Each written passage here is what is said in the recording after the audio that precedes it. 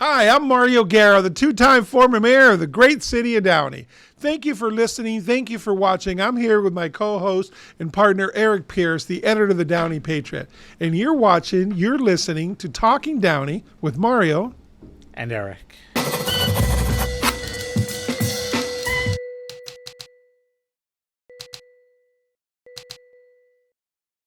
you doing, Mario? I'm doing good, thank you. I'm doing good too. And they're good. I'm glad. We promised everybody we're going to have a new show drop every Friday. So this show will be dropping next Friday. We already have one ready for tomorrow. Just so you know, we tape these on Thursdays after a council meeting to kind of recap the council meeting. I'm always nervous that we promise because, we have to hold up that promise. We do have to hold that promise. But it holds us accountable in actually doing these episodes. Yeah, but we do them, and then it's going to be up to Brandon and Hans to make sure that they go on. Yeah. And so there's no pressure, Brandon, by the way. Brandon's our technical producer over there. We do the easy part. We just talk. And then Brandon does the actual, you can't see him, but Brandon does the actual editing and puts it all together. Yeah. That's the hard part. Yeah. So anyway, so what do you want to? So there was a council meeting last Tuesday. There was a city council meeting. So we always like to recap those meetings.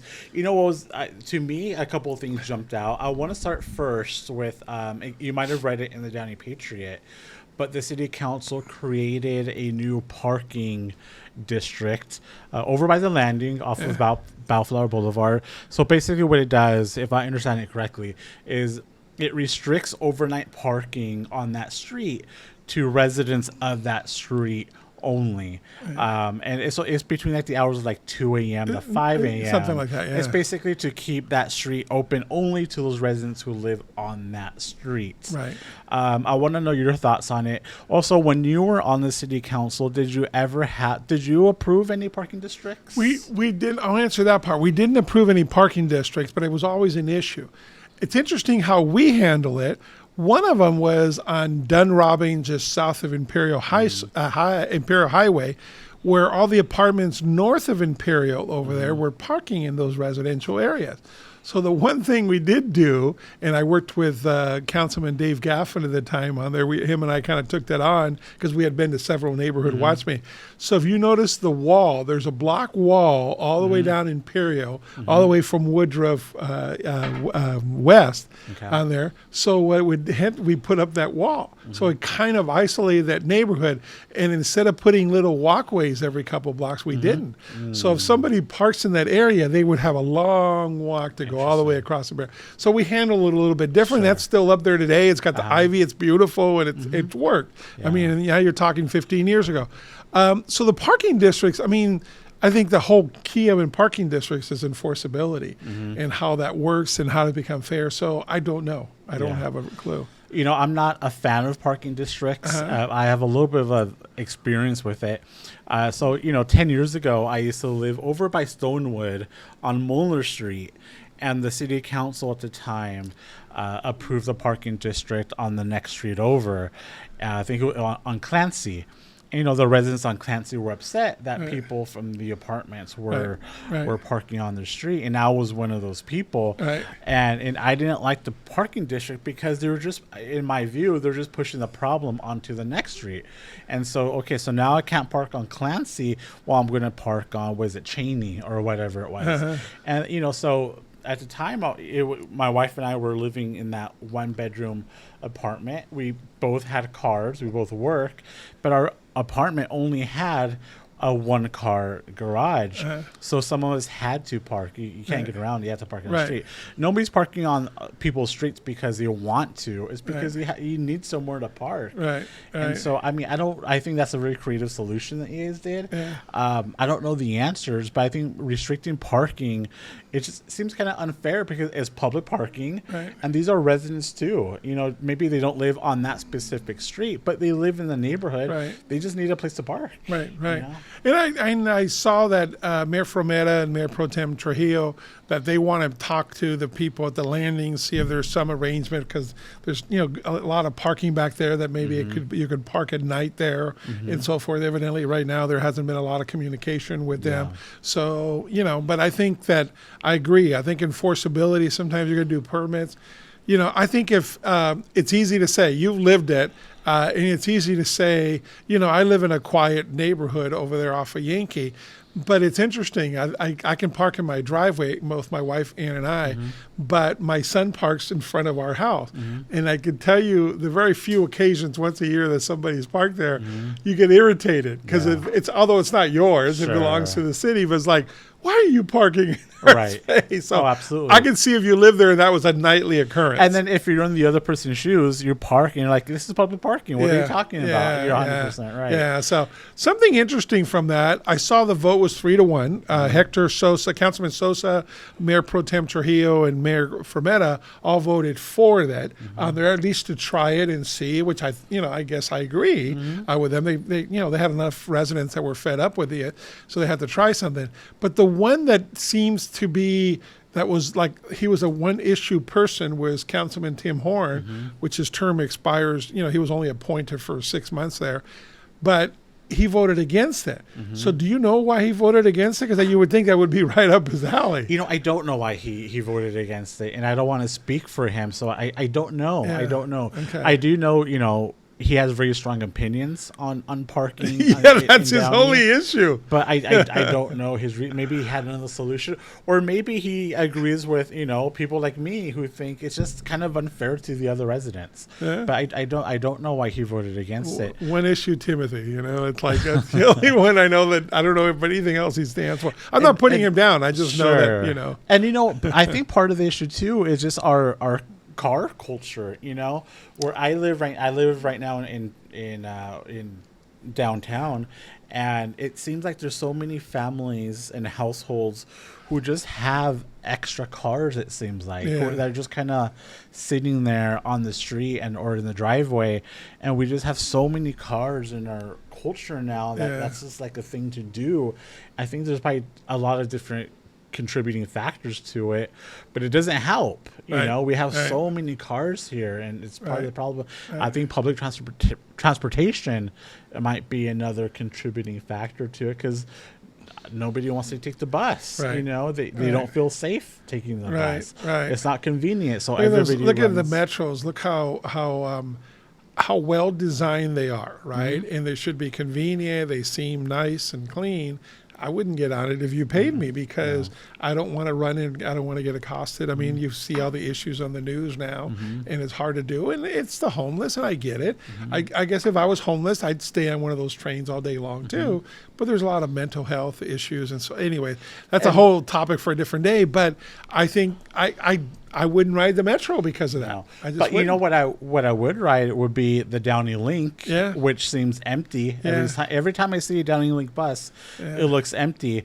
But I think, when I ran for city council, this was in 2020, one of my goals was to increase the marketing of the Downey Link. Right now we're in downtown Downey. If I wanted to catch a Downey Link, I don't know where. I don't know where the bus stop is at. And I think a lot of people might be feeling the same. I don't know what the route is. I don't know. Do I need cash to get on? I think if more people knew the Downey Link, if we knew, okay, there's a stop here in downtown Downey, we can get on. It'll take us over to the promenade. Let's hop on. Let's go get lunch at the promenade. We'll hop on the Downey Link. It'll take us.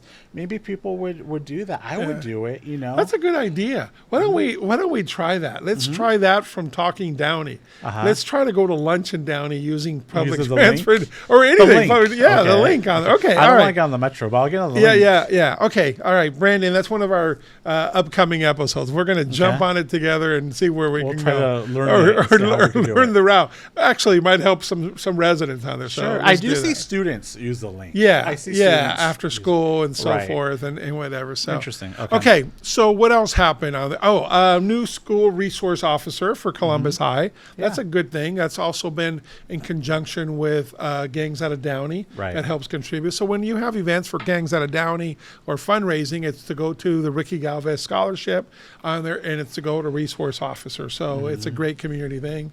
So every public school in Downey has a resource officer, which is great. And by the way, it'll be too late for the time this airs, because this Saturday will be the Gangs Out of Downey backpack giveaway at Golden Park. I've been part of Gangs Out of Downey. You were president of Gangs Out of Downey, so we've been involved for many years. So that's always a good day. You know what blows me away is how many people show up for a free backpack. Yeah. Thousands of people, literally thousands of people. Yeah. Gangs of Downey, they do great work, and they order thousands of backpacks. Yeah, and the supplies that go with it. So a young person can come, and it's great because you have parents that come in with 3 kids and they go with their backpack, get school supplies, and go through. And there's a great sense of community. And you're right. It's a great time because there's music and there's games. Downey police are there. We're barbecuing and they're giving free hot dogs and hamburgers. So it's a good community. That night, I think they're showing a movie with the mayor. Yeah. The mayor will be there. It's a good night. Busy Saturday because also from 10 to 4 this Saturday. Again, by the time you see this, it'll have passed, but it'll be Rocket Fever. Right. Rocket Fever. It's also sponsored by our sponsor, Financial Partners Credit Union's been sponsoring that, but it's sold out. This Rocket Fever is sold out. It's a big deal. I've never been. You should drop by on there. Yeah. So it starts at 10. At 10:30, we're going to do a little thing. I think our Assemblywoman's going to give us a big check from the state that we're doing to build that, to build the new building and so forth. That'll be another topic for another day to put inspiration in. Yeah. By the way, so last night, I'm on that board, and I asked Ben Dickow, the executive director, I go, so how many students have we had over the last 2 months here for summer space camp and so forth? I was blown away. 15,000 at least we've had in the last 2 months. At the Space Center. Wow. It's like, wow. But you and I were talking about it right before. Our residents don't know what a great value this is and what we're doing in the city of Downey towards promulgating, space. It's awesome. No, it is. And I think the Space Center is becoming Downey's biggest secret. Which isn't really a great thing, because it's a wonderful facility. If you go in there, I don't get tired of going and visiting. Because it's a really cool place. And then you got the park area. It's actually pretty quiet there. It's a nice area. Wait till we build the new building for the Inspiration. The Inspiration is a full-scale mock-up of the space shuttle. It's the one that kind of gave the light bulb to NASA to build the space shuttle. So we own the only full-scale mock-up of it. And we want to put it into this building, but also it's not only to see it, but it's also we're going to do programming there, but it's also going to be a big hall that in Downey right now it's hard to rent some place to have a gathering of 300 people on there. So this will be able to do that and have events there and so forth. It's going to be pretty cool. That's going to be wonderful. Yeah, it's going to be kind of cool. We don't have enough of those places in Downey that are affordable to have. Yeah. So this is going to be kind of cool. Anyway, another day. I want to ask you, the city council approved a hiring bonus. Tell me if I phrase it wrong, but it's a hiring bonus for lateral police officers. Right. It's a tool to recruit officers from other departments. It's going the current bonus right now is $3,000 and is jumping to $25,000. Right. Which seems kind of high. Right. But I want to know your thoughts on it. It seems high on the surface, but it really is not. Okay, so what happens is we did this years ago, the 3,000 lateral, but now to stay competitive, they did a recap of 20 different other cities, police departments on there, and 3,000. Everybody else has 10, 15, 20, 25, and all the way up to 30,000. So if you're going to, sometimes that makes a difference from a lateral.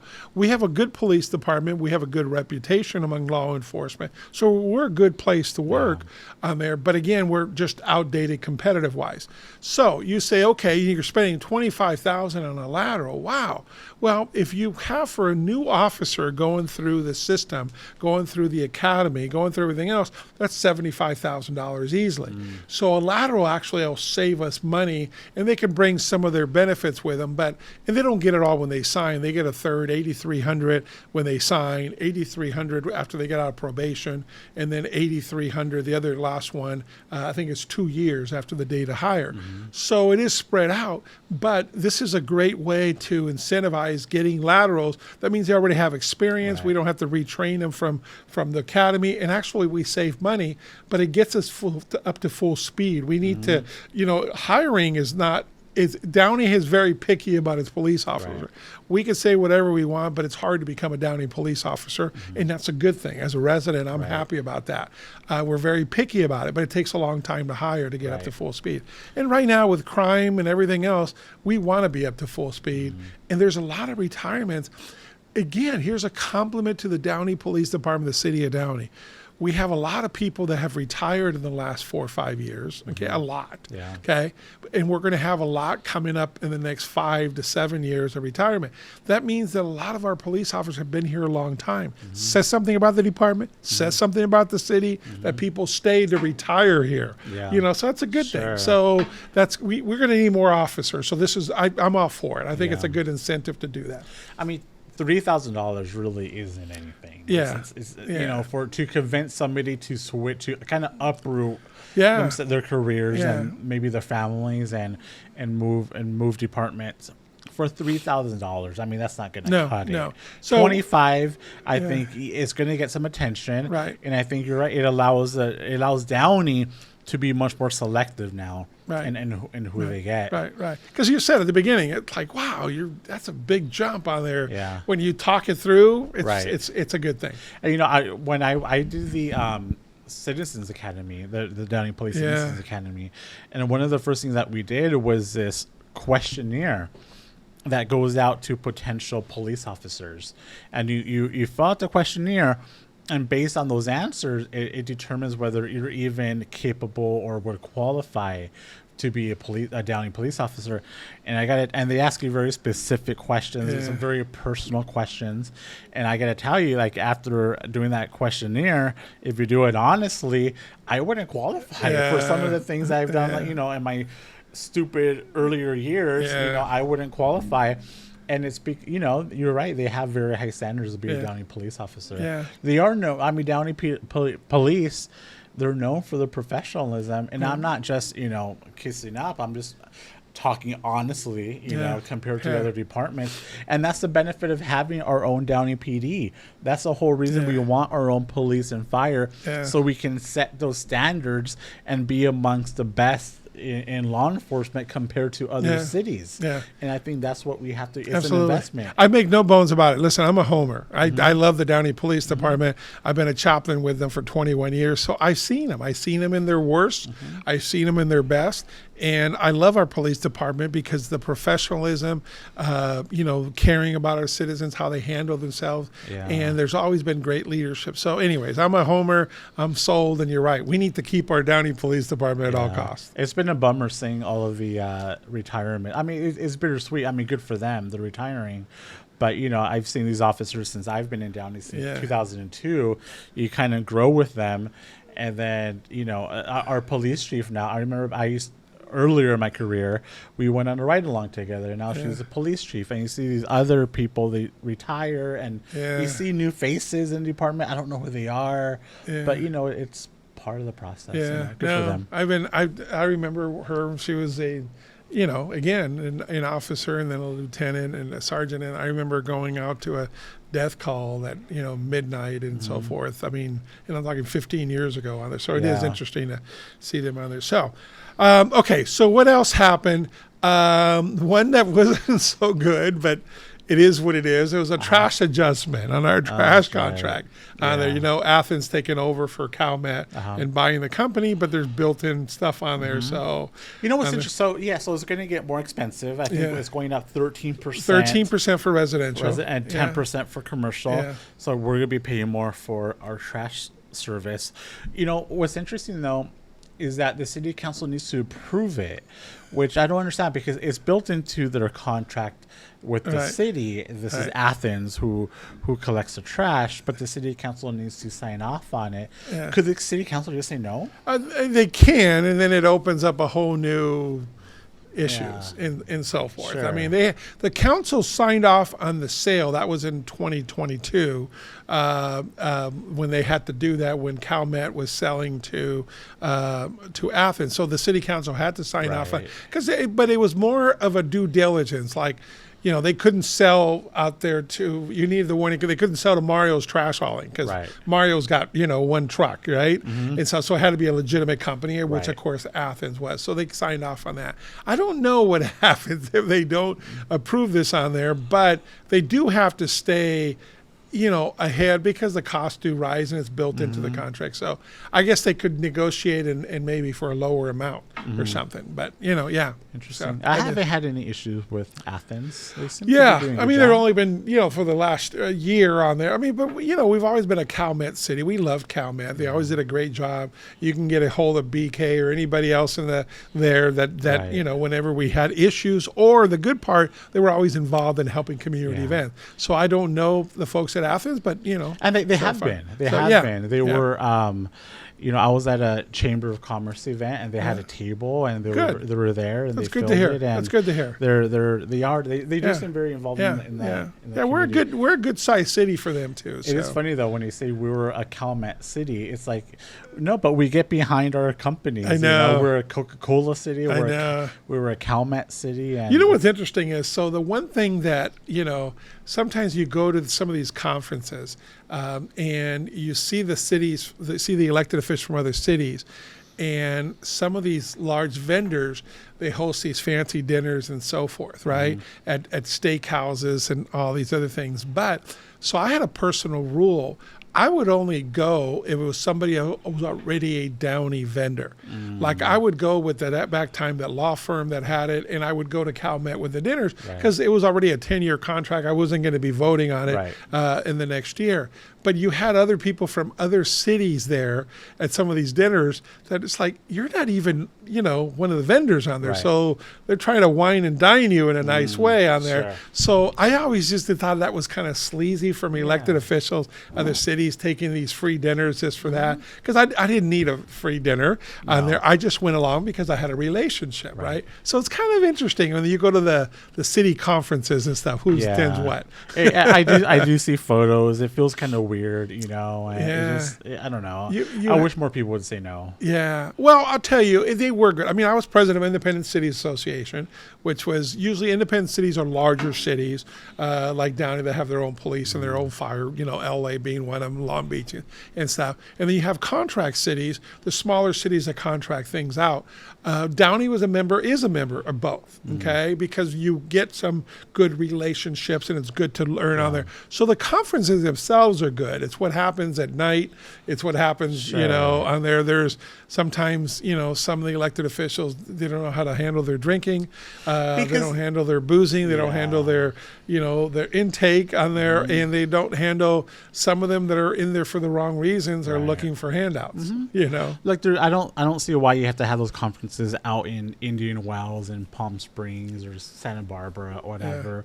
Why can't you have it down here at the Embassy Suites or in Long Beach or whatever? So here's what I was told. There's about 7 or 8 agency meetings that you go to as an elected official that you get paid a stipend to go. Okay. So 100 and a quarter, 150. There was a couple that were $200. And I used to ask, that's just part of our job, right? If the council designated me as the appointee for, Southern California Association of Government, a SCAG on there, why am I getting paid? And what I was told over and over by the associations and so forth, if they didn't give a stipend to the elected officials, they wouldn't get a quorum. Yeah. Because it's like, really? Yeah. Really? I mean, I remember, the LA County Sanitation District in Whittier, right? And it was the first Wednesday of the month. It was the day after council meetings on there. So you show up and you're there for half an hour, it's $150. Yeah. Even the Joint Powers Authority for the kennel, what's it called? The Siaka? Siaka, here you get $200 for showing up to a quarterly meeting.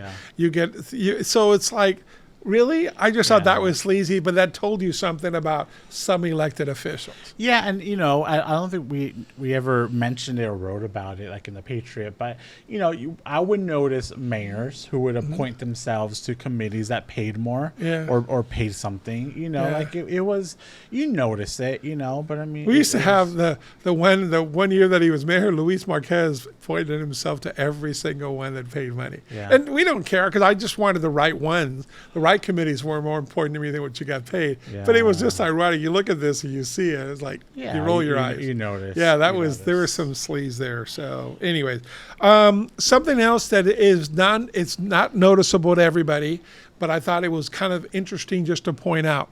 So the council approved, and it was a small money. It was like $400, eminent domain on the corner of Florence and Lakewood. Okay, it was to expand the street a little bit, or something that had to go in there. And the reason I wanted to point it out because right now there's 72,000 cars a day that go by the corner of Lakewood and Florence. 72,000 cars a day. And they're expecting by 2035, it'll go up 26% to over 95,000 cars. So they're kind of making that widening and the turns and the whole thing. I just thought it was crazy when I saw that number. That's a lot of cars. So yeah. And it's not, you know what? And it's not a terrible intersection. I mean, yeah, I drive by it almost every day, through it every day, and you get congestion, but there's worse, you know. But Paramount in Florence is worse. Oh, it is. Why is that always backed up? It's right? always. I don't know why. Yeah, you get there. If you're there like at 5:30, it's terrible. Yeah. You're just sitting there. You're just Yeah. sitting there. I don't know how it works. But the fun part about being a longtime Downey resident, you see it. You're driving Paramount. You're going eastbound or northbound on Paramount, and you start seeing it right when you get around Fifth. You're like, oh, I forgot. Yeah. And you make a right-hand turn, and we know how to go around it by the side street. You do. You know the side street. Yeah. You might go up, Lorena or the other way to Reeves or whatever it is, and it impacts everybody. That's the good part about living in a hometown and longtime resident and being part of our community. You know the shortcuts. Yeah, absolutely. But that's a lot of cars. That's going to be on that intersection. Yeah. It's a lot of cars. Yeah. It's going to continue. So, and then speaking of cars, something else that the council approved on there was, believe it or not, increasing the speed limit on like 6th or 7th Street from 25 to 30 miles an hour. Okay. So before you throw something at this podcast, okay, this is something that every new council member goes through. Okay. I did it and I was explained to me and everyone since on there. So what happens when you first say, I don't want to increase the speed limit. What are you doing? I want to go slower, not faster. So you're making this issue out of it.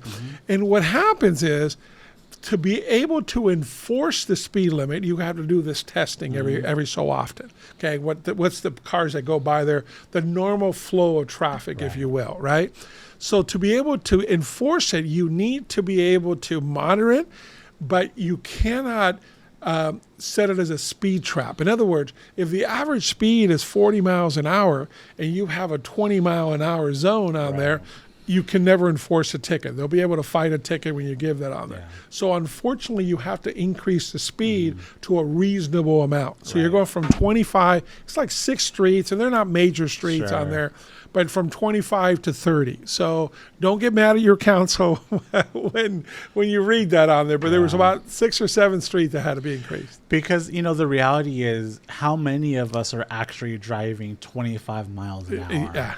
I think you're going at least 30 without even realizing it. I mean, I think that's just kind of... And people would be honking at you if you did. Absolutely.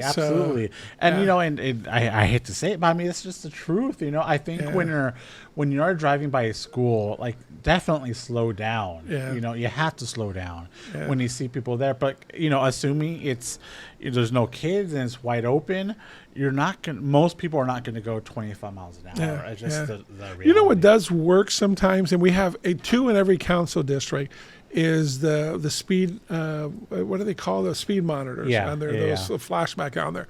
So when we were you always have problems with speeding. It's only going to get worse sometime. But we tested it out that every council member got to put 2 of those up in their district, right? So I picked Reeves and I picked Old River. And what happens is, on there, it does wake you up. Because for me, I go down Reeves just to go to my house on there. So all of a sudden, I'm looking, and I'm driving, 35 miles an hour. It seems like a normal flow of traffic. And then all of a sudden, that thing starts telling me slow down, because it's 30 or whatever. So it does have an impact. It was kind of interesting, but every council member got to put 2 in their district and then 2 citywide. And I wonder if we should do more of those. They're actually fairly inexpensive. They're solar driven, so it's not it's not a big cost going forward. And it kind of works some places. Yeah. So I don't know. I don't Something to like be the looking- ones that flash you. Like they're kind of blinding. Oh, I mean, yeah, these don't. I there's- mean, I don't know. They just tell you the number and There's just slow one down. on Brookshire, over off of Cherokee. I guess it would be north of Cherokee, and it flashes like a light at you when you're driving. Oh, I don't know and to that. me, it's distracting. I'm looking at that and It caught your attention and made you it slow did. down. It really did. It gave me a headache too. Yeah, so- but yeah. Anyways, well, so something else that happened at the council meeting on there, and maybe we don't want to tell too many people about this. On there, I heard that there was none of the gadflies and the crazy people, so there was no cussing there, Interesting. and they got the meeting done in like 2 hours. So don't tell anybody because maybe that'll just continue, and that would be a great thing. How about that? The city council can take care of council business Right. without the cussing and the gadflies and all the craziness and Right. stuff. Yeah, So- no, that would be nice because, I remember back when, attending city council meetings was always really fun to me because back when people would address their council members with genuine concerns about what's happening in the community, it was, government in action. It was very interesting. Yeah. And the gadflies, when they're just cursing and talking, nonsense, Right. they're just looking for things to disagree about Right. and to call names. That to me is just kind of distracting from the overall experience. But there's something just very, I don't know what it is, but being a resident and going up and addressing your city council representative, to me, that's important. And Yeah. that's a big deal. And ever since we've had these people disrupting the meetings, I've noticed fewer people attending the city Yeah. council meeting because why would you want to put up with that? No, especially you don't want to bring your family Right. and so forth. So something else, this is good while we're talking about it. So coming up on the meeting on August 22nd, so this will tape before August 22nd, Tuesday night. So at 5:30, right before the council meeting does, so Ben Dickhow is going to give a staff report to the city council about the Columbia and what we're doing at the Columbia and some of the facts and so forth, and then a little bit of the plan for the inspiration. So Nader Mohegan, the CEO of Financial Partners, he's going to be there. Dr. Roger Brosmer, former mayor, myself, and Rick Rodriguez, all former mayors. We proudly serve on that board. So we'll be there to support Ben on there. So, and it'll be earlier before the council meeting. Council meetings that normally starts at 6:30. This will be at 5:30. And there's no closed session for them that day, so that's why they put it on there. So 5:30, August 22nd, Tuesday, about the Columbia. And Good to have know. that. Yeah. I'll try to be there. Yeah, I'll try to yeah, be there. yeah, That'd be yeah. very So- interesting.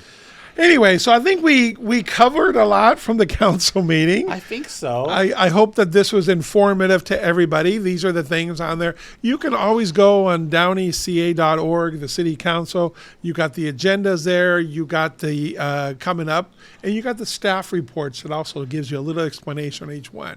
You So- do. And you know what? I'm not to criticize the city, but I am going to criticize the city. Finding the agendas and reading the reports, it's not easy at all. Honestly, sometimes I get like error messages where I'm not authorized.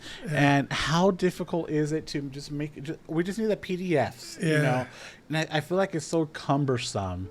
And I wish there was, an effort later at some point to kind of streamline it and just make it easier. It shouldn't be that difficult. Yeah, it's barely, I've always thought critical, and for me, I love the history. So some of our history is lacking in there. Yeah. It's interesting is if you try to look up to see who was mayor in the city in 1980, you'd have a hard time. They finally took a picture of all the pictures of all the mayors, but you can't blow it up enough to even see who that was in 1980. And as a former mayor, a little bit of the ego, of course. I am part of history, so is the other 47 mayors on there. But come on. But how hard is that? No, and it is. It's funny because I like to go back and see, who was the Downey mayor during this historic national moment. You know, like I remember looking to see who was the mayor during 9/11 or other important parts of American history. Right. It's kind of interesting to see who was the Downey mayor at the time. And good luck. What would they have said? Good luck. It's tough. There's been times when you and me have talked before a podcast, and we wonder, hey, what happened? what happened at this meeting or what was on the agenda, and we'll try to go on really quick before we record. And it's impossible. Yeah. It's not that easy. So Yeah. my choice. I will tell you this. I was the mayor when we opened up the Columbia. When we dedicated, I was the mayor. So I want you to know that, okay? The Columbia Memorial. And by the way, it's really weird. Nada reminded me again last night. That's the first time we met in 2009. So it was kind of interesting that first day there, and look at that. We've been working together ever since. Right. So How funny. Nodder's the CEO of Financial Partners Credit Union, our main sponsor. They've done a lot of things in our community. So I wanted to get that plug in. Yeah. Anyway, so I think we beat the council meeting to death. I think so. Okay. And I appreciate the comments from people who say, "Oh, you watch our podcast and you get informed by watching our podcast." That's great. Yeah. I think that kind of makes it worth it. We had we get some criticism. We had one we mentioned something about a candidate for something, and the candidate wrote to us, and we misstated their position. So we will have the candidate on and have it. So that's something else we're going to do. We're going to have all candidates that are running. We'll have a show one-on-one, and it's not a gotcha or put down. We're going to give them the chance to tell our Downey residents what they're about and what they're doing. We'll ask them all the same questions, and then do some follow-up on there. But, the important thing is for Downey residents to be informed. This is called Talking Downey with Mario and Eric, so. And people can make their own judgments on who they want to support based on, on how they answer the questions and what they say, and it'll be informative. Good. So, anyways, thank you for watching, for sitting in today. You will be getting this. You'll be watching this on Friday, August the 19th. What's next? Sounds about right. Hey, Brandon, what's next Friday's date? 18th.